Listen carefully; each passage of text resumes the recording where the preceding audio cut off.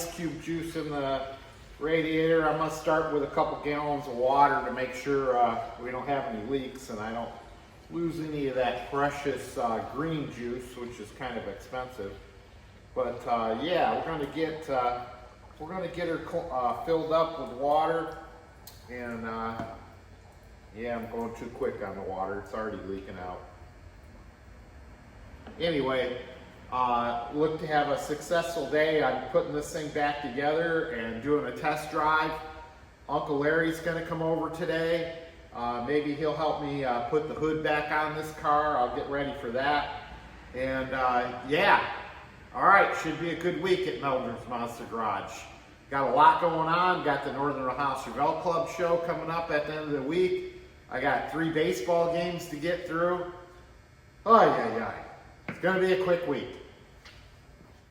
All right, we were coming down the home stretch. It's kind of funny how there's always time to do things twice, but there's never time to do it right. I don't know, some saying like that, but we had a problem. The car's running great, starts right up, have no problem there, but the transmission was making this, maybe you can hear it in the video where I first started it. It was making a weird kind of noise, and I kind of knew I had some type of problem because I could feel it in the clutch pedal, and I had the rod adjusted all the way out, and it just wasn't engaging or disengaging correctly.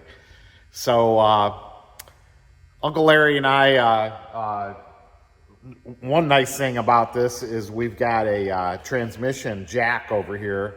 All right, that's a really nice transmission jack over here in the new barn, and we are so more well suited to do transmission changes on this 2-post lift.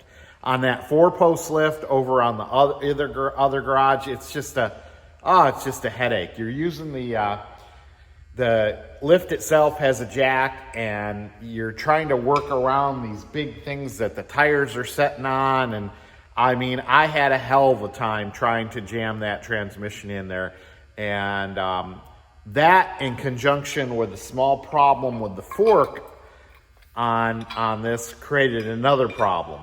And let me show you something.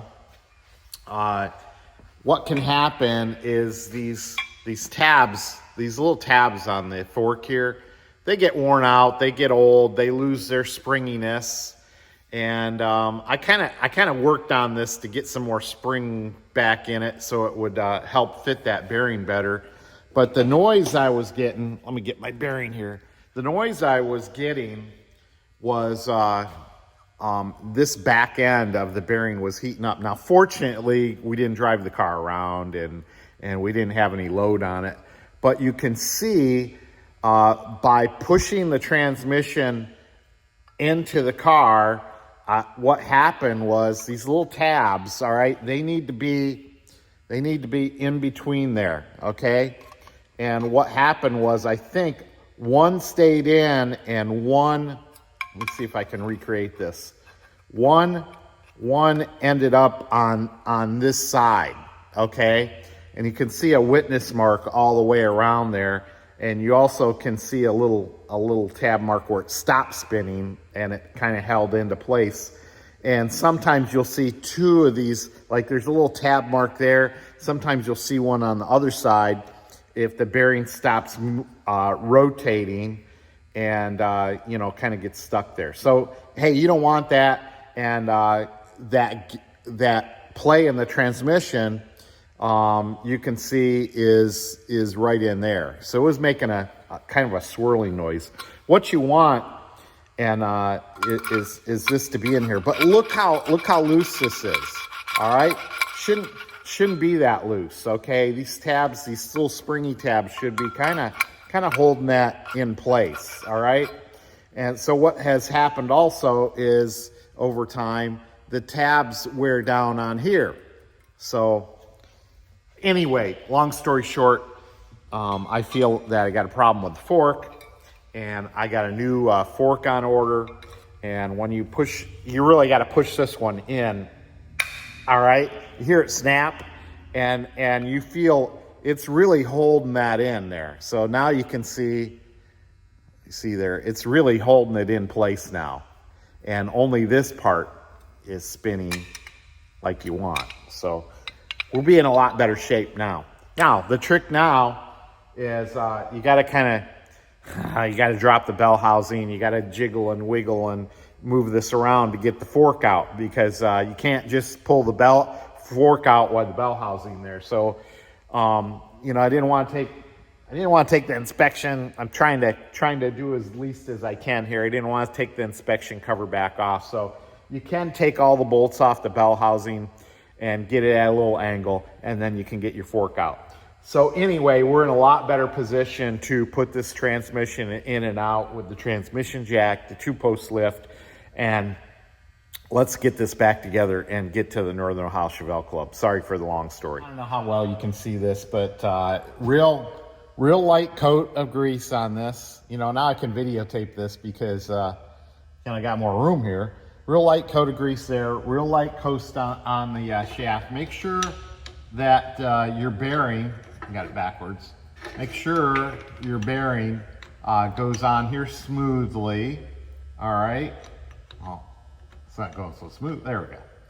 And you know, it's gonna move back and forth on that shaft. Okay, so make sure everything's smooth there and it's not catching up on anything. All right. And now I'm going to take this and I'm going to shove it in the transmission there and get it caught in that fork between those 2 pins there. So get it in here. There we go. All right, you heard it snap into place there. So okay, we're good shape. I'll get the bell housing bolted back up and get the grease off my hands. All right, I wanted to give you one final shot before I shove it all the way in. But you can see I got the bell housing on. I got the fork in, and keep moving this back and forth, okay? And I got the spline right about here, and then here's where the bearing is gonna connect into. And I'll just keep shoving this in, making sure my height is adjusted right. I might be a little too high right now, so I let it down. I've got my gear shifter on, but you know, so it's starting to poke through the hole there. So I'm looking good as far as shoving this thing all the way on. It's gonna take some farting around, but you'll get it in there. It took Uncle Larry to get over here to help me get that in, because I just kept fighting that jack and it'd go up too high, down too low, and I got on the front end, you got on the back end, and we shoved her in there. Went right in, right? It did go right in. Yeah. It only took about 5 minutes. Yeah. So it's great to have jacks like this, I tell you, but when they don't work right, they fight you. So we got the cross member in, and now we're looking good, so we can kind of button everything else up. Headers, stick shift up top, transmission cable, emergency brake, and then we'll make a clutch adjustment, and should be all set to go. All right, we got her moving backwards and forwards, and it's making a little bit of a racket, but I think somehow the inspection plate might be rubbing or something. I'm not sure. I got 42 PSI of oil, so I'm looking good there. Still got to do some adjustment on the timing so it starts a little bit better, but kind of promising today. I ran out of time. I got to get down to the ballpark. Last night I was down there till 12:30 and didn't get home till 1, so hopefully we get a game in today in the normal time and I'll get some sleep. All right, we got her running pretty good now. We got the timing set up pretty good. She's sounding good. Vacuums are in the green zone, so I'm very happy about that.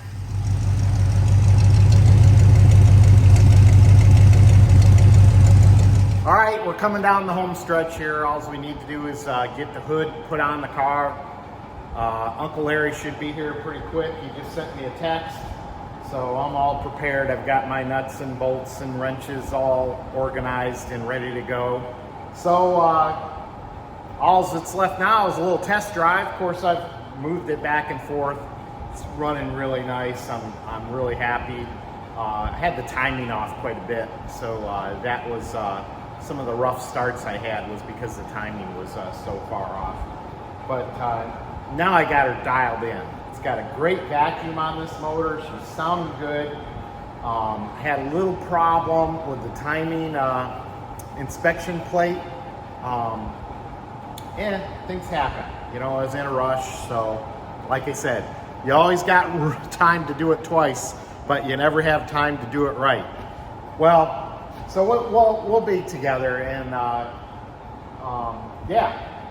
So it's been a great week. This is Wednesday. The show basically will get rolling tonight with the President's Dinner, but I will be at the baseball game, and hopefully a few of you will stop by. I think Mike and Tanya are going to stop by the baseball stadium, so I'll be down there till about 10. Get a good night's rest, and then head over to the hotel. I got my scruffy beard is kind of coming in for the Pirates theme, so Iron Jaw Meldrum will be ready. Arr.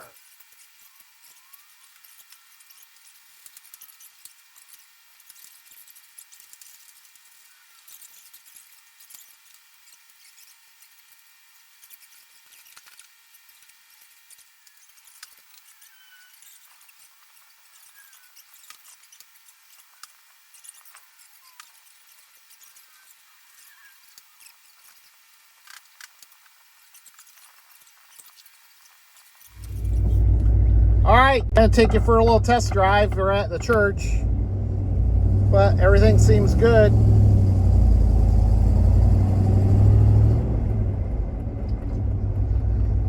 Clutch is working nicely. It's not slipping.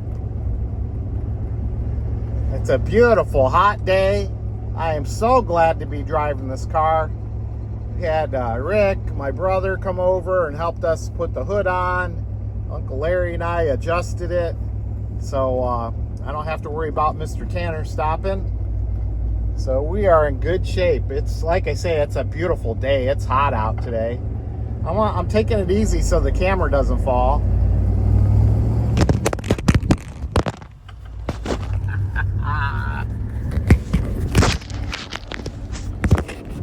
So the camera fell anyway. I need a camera mount. Anybody got a camera mount? My buddy Ryan Trahan. I need a camera mount. Anybody got a camera mount out there? But she feels pretty good. Clutch feels nice. Everything feels good. We're gonna head back to the shop. I got a few hoses to put on for the windshield wiper.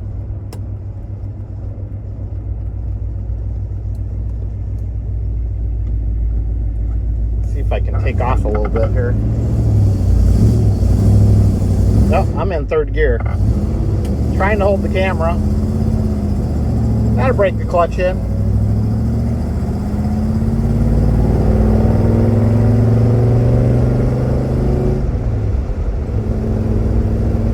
Well, that was a challenge.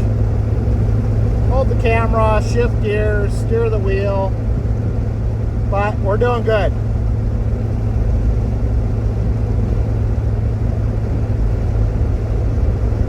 Car drives real nice. The heavy Chevy. Wasn't Arnold Schwarzenegger in the commercial for the heavy Chevy? Introducing the heavy Chevy. Hold it, fellas, that's not exactly what we mean by heavy. You see, the heavy Chevy is a new Chevelle that's heavy on looks. Comes with rally wheels. That's heavy. A blacked-out grille. A special domed SS hood with lock pins. Special body stripes and identification, available with any one of 4 engines. The heavy Chevy. The only thing that isn't heavy is the price. That's light. Pretty sure he was. Maybe I can find that on the internet. I'll show you guys. So I pushed the clutch in. Uncle Larry is waiting for me to take a video. So we're in good shape. All right, there we go.